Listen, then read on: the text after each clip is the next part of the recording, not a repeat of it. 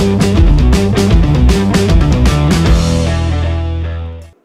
siang ini kita akan melanjutkan pembahasan mengenai konfigurasi Ruiji Gateway EG105GP.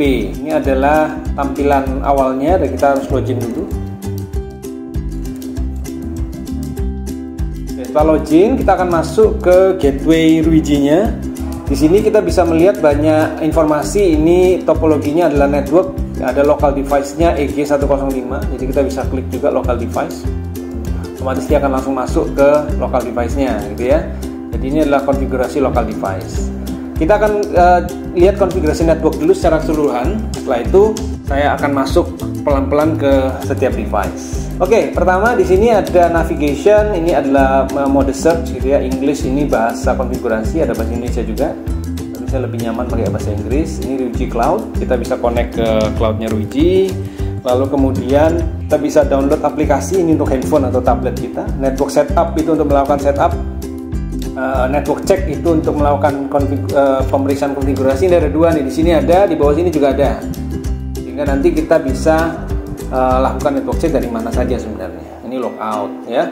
Nah, kita masuk ke yang pertama dulu. Untuk network itu ada beberapa item gitu ya. Kita masuk ke konfigurasi global dulu, konfigurasi network. Setelah itu kita baru masuk ke konfigurasi device-nya. Di network ini kita bisa melihat overview itu dashboard. Jadi dashboardnya kita bisa lihat berapa yang online, berapa device, berapa klien gitu ya. Kemudian kalau ada warning dia akan muncul di sini. Ini common function-nya. Jadi biasanya setiap network itu selalu kalau udah ngecek WAN, ngecek internet, ngecek LAN, ngecek lokal, lalu ngecek network check ya. WAN dan LAN ini nanti berhubungan dengan gateway. Nanti kita masuk ke konfigurasi gateway aja. Network check ini cukup powerful di mana fungsi gateway-nya dia bisa melakukan checking terhadap semua hal secara komprehensif. Jadi tidak hanya satu bagian. Kita coba cek ya. Jadi saat kita melakukan network check, maka dia akan memeriksa semua kemungkinan potensi masalah yang terjadi. Ya, jadi dia mulai cek kabelnya connect atau enggak, WAN LAN-nya. Lalu auto negotiation speed-nya apakah maksimal atau enggak? Apakah dia dapat 1 GB atau cuma dapat 100 atau 10 gitu ya. WAN port-nya nyala atau enggak? DHCP assign IP address-nya ada atau enggak? LAN dan WAN address ada konflik enggak? Ada loop atau enggak? DHCP servernya ada yang konflik enggak? IP address-nya ada yang konflik dan lain sebagainya, sampai akhirnya Ruiji Cloud servernya apakah connect atau enggak. Nah, ini kalau udah centang semua berarti network kita aman ya. Kita kembali lagi dashboard. Nah, kita lihat di sini ada network planning. Nanti kita akan bisa lakukan setup network planning di sini. Lalu di bagian kanan nanti ada topologi.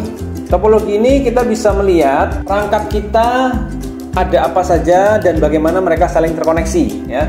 Ini ada juga yang berupa list, ini berupa daftar.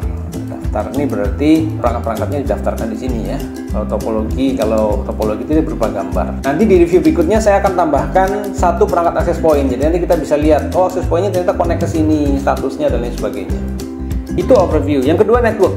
Network ini adalah settingan per account. Jadi kalau kita misalnya setting di kantor, maka kita cuma punya satu network. Satu network ini akan terbagi menjadi beberapa perangkat. Ada gateway, ada switch, ada access point, ya mungkin nanti ada perangkat-perangkat lain gitu ya. Nah, ini network planningnya gini. Jadi network planning itu pada prinsipnya kita mengatur LAN kita mau seperti apa, local area network kita mau seperti apa. Kita mau pasang VLAN atau tambah Wi-Fi VLAN. Jadi meskipun kita belum ada Wi-Fi, tapi konfigurasi Wi-Fi-nya udah ada tuh, udah ada karena nanti akan tinggal langsung diimplementasikan. Ini konfigurasi Wi-Fi-nya. Ini ada guest Wi-Fi, ada Wi-Fi list, healthy mode. Ini nanti akan saya bahas saat kita bahas lebih lanjut tentang Wi-Fi. Bio, ya, network optimization record dan lain sebagainya. Jadi dia langsung bisa optimization. Jadi langsung dioptimasi frekuensinya dan lain sebagainya. Ini radio frekuensinya, kita bisa set country regionnya apa, bisa set channel width-nya mau auto atau mau dispesifikkan, terserah gitu ya. Kemudian ada re-mesh juga, kita bisa atur mesh-nya enable atau enggak. Artinya kalau kita pasang perangkat Ruiji mesh langsung connect atau enggak. LAN ports-nya kita juga bisa atur ya, berapa nambahin VLAN dan lain sebagainya. LED ini by default enable ya. Tapi di beberapa tempat mungkin kita tidak nyaman kalau LED-nya nyala, contohnya di kamar tidur misalnya. Kalau nyala pada waktu lampu dimatikan, masih ada lingkaran biru gitu ya. Nah, ini bisa dimatikan. Alerts ini adalah informasi tentang warning yang ada. Oke, itu network. Jadi globalnya adalah di network. Selain network itu ada devices. Devices ini berisi perangkat-perangkat apa saja yang ada di jaringan kita. Nanti kalau kita nambah access point dia akan nambah di sini. Perangkat itu apa aja sih? Ada gateway, AP, AC, router. Kemudian gateway saya skip dulu. Client management. Client management ini kita lihat online client. Online client ini berarti klien-klien yang terkoneksi, terlepas dari perangkat apa yang kita punya. Apa kita punya AP, kita punya gateway, apa kita punya router. Ini siapa saja yang terkoneksi ke network kita. Lalu ini kita bisa atur blacklist, whitelistnya juga. Sistem ini seperti biasa, ada system time, kemudian login password, management itu konfigurasi untuk reset dan lain sebagainya. Ini ribut. Nah, di sini kita baru punya satu perangkat yaitu gateway. Jadi kita akan oprek sedikit tentang gateway-nya. Ya, kita bisa lakukan banyak cara, mulai dari sini kita langsung klik ke gateway-nya juga bisa, gitu ya. Nah, kita bisa lihat hostname-nya ini secara singkat ya. Jadi kalau di sini kita lihat secara singkat nih. Pilihan infonya apa saja, portnya berapa yang terpakai, ya. Kemudian more dan lain sebagainya. Nah, ini adalah more ini berarti masuk konfigurasinya. Tapi kan kecil nih di sini nih. Jadi gede gimana Pak? Ya udah ditutup aja. Nah, udah ditutup, kita masuk ke topologi sini atau kita masuk ke gateway. Sama aja sebenarnya. Nah, kita masuk ke sini. Ini adalah konfigurasi dari gateway. Sekarang kita akan coba mengupas satu demi satu fitur-fitur yang satu fitur yang khusus itu akan saya simpan untuk video berikutnya. Overview ini kita akan lihat di sini memory usage kita berapa, ya, online client kita berapa, kemudian device details, hostname-nya apa, lalu ethernetnya, ethernet statusnya seperti apa. Kita bisa lihat, oh ternyata LAN 1 connect nih, ya, LAN 1 connect berarti ini ke laptop saya nih. Ini WAN-nya connect nih, ini yang connect ke internet. Rate-nya juga bagus, 1000 Mbps, jadi 1 GB ya, sesuai dengan kapasitas maksimalnya dia. Hostnya bisa diganti kalau mau. Saya tidak akan ganti. Lalu kita bisa lihat real time flow. Nah, ini hal yang cukup keren juga menurut saya. Kita bisa lihat per port. Jadi portnya all one. Saya mau lihat port 1 dan 1 misalnya. Kita bisa lihat di sini. Ya. Atau user real time flow. Nah, user ini berarti berdasarkan user. Siapa saja sih yang pakai traffic saya yang paling gede? Atau app real time flow. Aplikasi berdasarkan aplikasi. Orang-orang ini lagi buka apa? Nah, bisa kelihatan. Kalau ini real time-nya, yang ini adalah historinya. Ini pengumpulan data beberapa waktu. Misalnya user flow history. Saya mau lihat minggu ini siapa yang download paling banyak. Kelihatan nih. Oh, ternyata ada yang pakai 9 menit kemarin. Berdasarkan aplikasi, saya bisa tahu dalam minggu ini karyawan saya atau orang di rumah saya itu ngapain sih? Buka apa sih? Oh, buka HTTPS, buka HTTP, buka Google Meet, buka WhatsApp, buka Opera News, buka Netflix. Ini kelihatan semua. Dan ini cukup mudah ya. Kita tinggal klik aja, kita tidak perlu mendefinisikan apa-apa. OVO, RCTI, Yahoo Mail, kelihatan semua. Facebook Messenger, lagi Ragnarok, Google Drive, ada sedikit nih, Ragnarok X, Amazon dan lain sebagainya. Ini cukup keren dan cukup membantu para orang tua untuk bisa memonitor perangkat-perangkat yang ada di rumahnya. Ya. Yang kedua adalah konfigurasi network. Konfigurasi network ini all about network. Semua tentang LAN atau WAN, udah itu aja. WAN ini berkonfigurasi dari internetnya. Kita bisa pakai single line. Jadi dia itu ada port 1, lalu ada 4 port LAN. LAN 0, 1, 2, 3. Nah, LAN nomor 3 ini alias port nomor 4 itu bisa merangkap sebagai WAN, bisa merangkap sebagai koneksi internet kalau kita punya 2 ISP. Jadi kalau kita pakai satu ISP, ya kita boleh pilih lah ya, mau DHCP, PPPoE, static IP. Kalau kita pakai 2 line, maka kita bisa pakai WAN 1, lalu load balancing setting. Load balancing setting ini kita bisa ngatur load balancingnya itu, penggunaan 2 ISP itu mau bersamaan atau bergantian. Kalau balance ya bisa bersamaan, dua-duanya dipakai. Kalau mau bergantian, maka kita pakai primary secondary. Nanti kita akan ngatur yang primary yang mana, secondary yang mana. Jadi misalnya primary secondary gitu ya. Nah, ini dia balancing policy-nya based on link atau based on source address, source destination atau smart. Nah, kemudian one itu yang mana yang mau kita set sebagai primary, kita bisa atur weight-nya berapa. Ini kita bisa atur. Itu kalau pakai primary secondary. Kalau balance ini weight itu berarti mau 1 banding berapa. Misalnya oh ini weight-nya 1, ini banding 2. Berarti nanti 1 banding 2 dia. Jadi based on link itu berarti dia ngatur berdasarkan link mana yang sudah penuh, link mana yang masih kosong. Ini cukup powerful sih, tapi nanti coba kita review untuk pembuktiannya gitu ya. LAN Nah, LAN ini adalah konfigurasi lokal kita, lokal network kita. LAN ini bisa macam-macam ya. Bisa kita bisa nambah banyak VLAN, misalnya 3 atau 4 VLAN gitu ya. Kita atur aja. Kemudian nanti kita juga bisa atur IP address-nya berapa.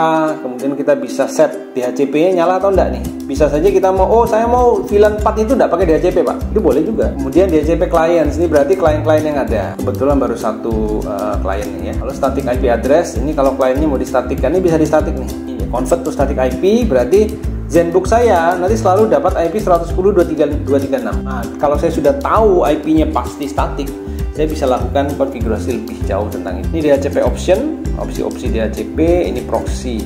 Dijadikan ini sebagai DNS proxy. IP versi 6, ini ceritanya agak panjang, jadi saya akan skip aja. Yang jelas Ruiji ini mensupport IP versi 6. PoE. Nah, PoE ini cukup informatif. Kita bisa melihat dari port-port ini yang PoE nyala yang mana. Nanti warnanya biru kalau PoE nyala. Dan kalau udah nyala kita bisa lihat konsumsinya, berapa watt yang terpakai.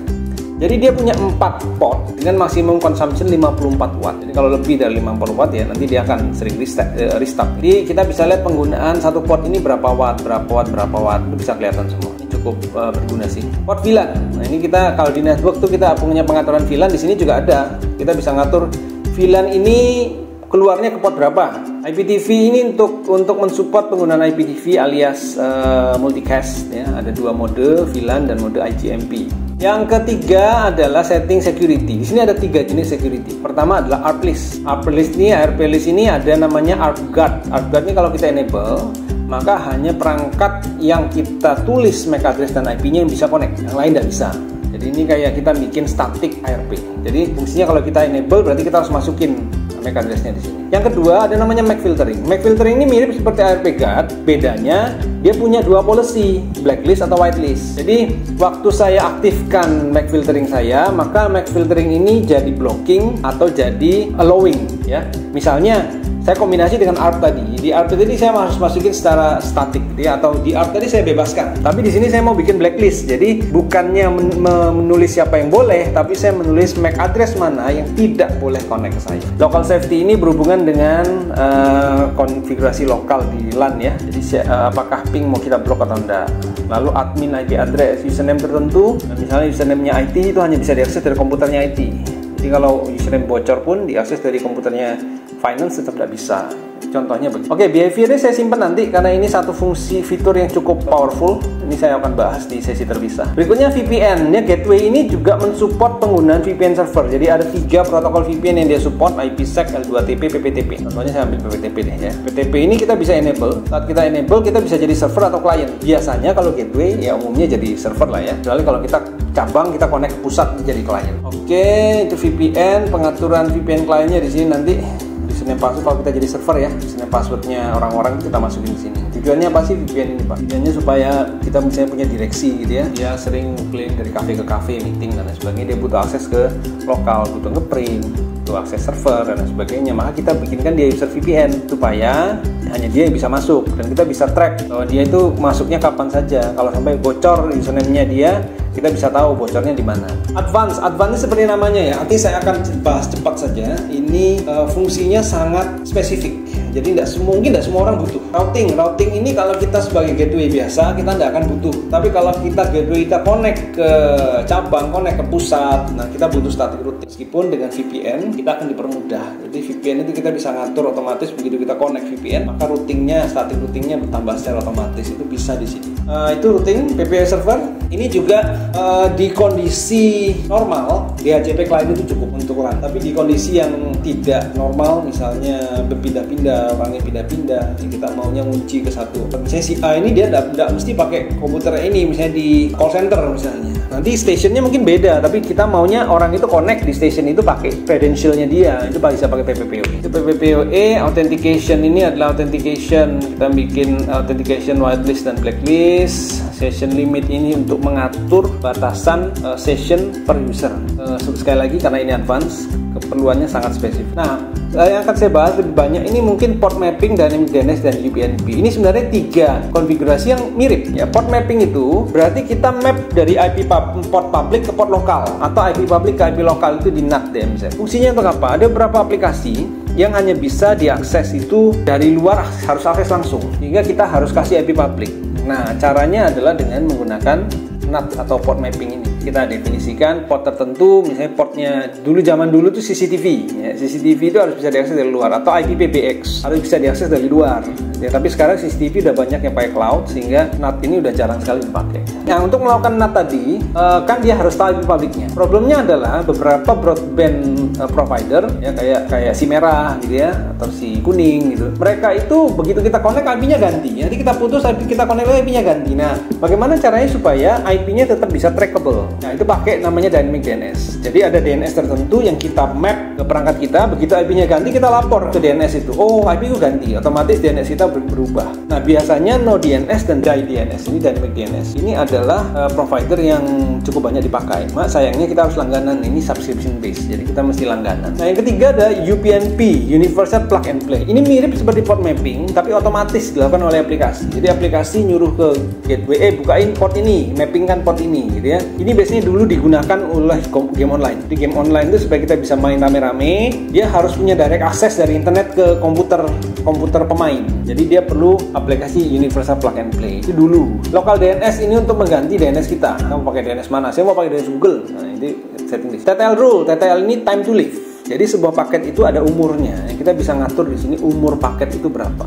Audit log ini untuk melakukan auditing ya. Jadi ini untuk mengirim ke server-server tertentu ya, kalau enable. Jadi kita akan diminta server type-nya apa, dan server address-nya berapa, portnya berapa. Ini portnya basically port syslog. Lalu other setting, ini setting-setting tambahan lah ya yang tidak punya kayak misalnya enable SIP ILG, advanced firewall, enable RIP NG dan lain sebagainya. Diagnostik ini network check, ini udah kita cek tadi, network check kita sudah coba. Network tools ini adalah 3 fitur yang sering dipakai untuk melakukan pengujian apakah internet kita jalan atau tidak. Ping, traceroute, dan network. Jadi kalau kita bisa ping, kalau kita bisa ping berarti mestinya normal. Kalau kita tidak bisa ping, kita traceroute putusnya di mana. Kalau kita sudah bisa ping, bisa traceroute, udah nyampe nih, maka kita cek DNS kita jalan tidak. Jangan-jangan DNS kita tidak jalan. Kalau DNS kita tidak jalan, ya otomatis kita tidak akan bisa browsing karena kita kan tidak hafal IP address-nya setiap aplikasi. Paket capture ini untuk melakukan forensik. Jadi kita nangkap semua paketnya lalu kita olah.